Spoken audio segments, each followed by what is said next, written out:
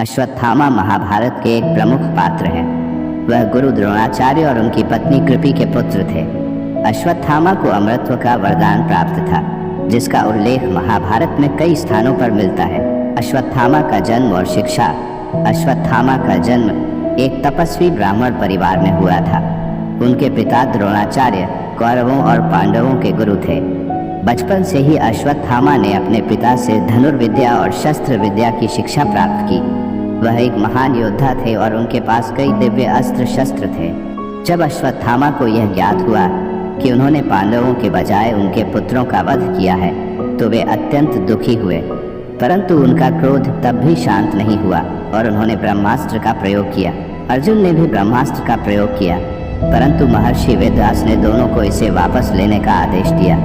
अर्जुन ने ऐसा कर दिया, लेकिन अश्वत्थामा इसे वापस नहीं ले सके। इसके परिणाम स्वरूप उन्होंने इसे उत्तरा के गर्भ में स्थित अभिमन्यु के पुत्र पर निर्देशित कर दिया। भगवान श्री कृष्ण ने उस गर्भस्थ बालक की रक्षा की। द्रोणाचार्य की मृत्यु के बाद अश्वत्थामा ने कौरवों के सेनापति का पद संभाला। दुर्योधन की मृत्यु के बाद अश्वत्थामा, कृपाचार्य और कृतवर्मा ने मिलकर पांडवों के शिविर में रात के समय आक्रमण किया। इस आक्रमण के दौरान उन्होंने द्रौपदी के 5 पुत्रों का वध कर दिया, जिन्हें उन्होंने पांडव समझ लिया था। महाभारत के युद्ध में अश्वत्थामा कौरवों की ओर से लड़े। उनका नाम कौरवों के महायोद्धाओं में शामिल था। युद्ध के दौरान जब अर्जुन ने छल से उनके पिता द्रोणाचार्य का वध किया, तो अश्वत्थामा अत्यंत क्रोधित हो गए। उन्होंने कसम खाई कि वह पांडवों से अपने पिता की मृत्यु का बदला लेंगे।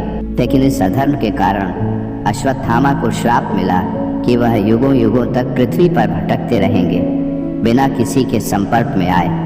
अश्वत्थामा को उनके अमृत के वरदान के कारण आज भी जीवित माना जाता है। कहते हैं कि वह आज भी धरती पर भटक रहे हैं, अपने पापों के प्रायश्चित के रूप में। अश्वत्थामा की कथा हमें यह सिखाती है कि क्रोध और अधर्म का परिणाम कितना भयंकर हो सकता है और किसी भी परिस्थिति में धर्म के मार्ग पर चलना कितना महत्वपूर्ण है।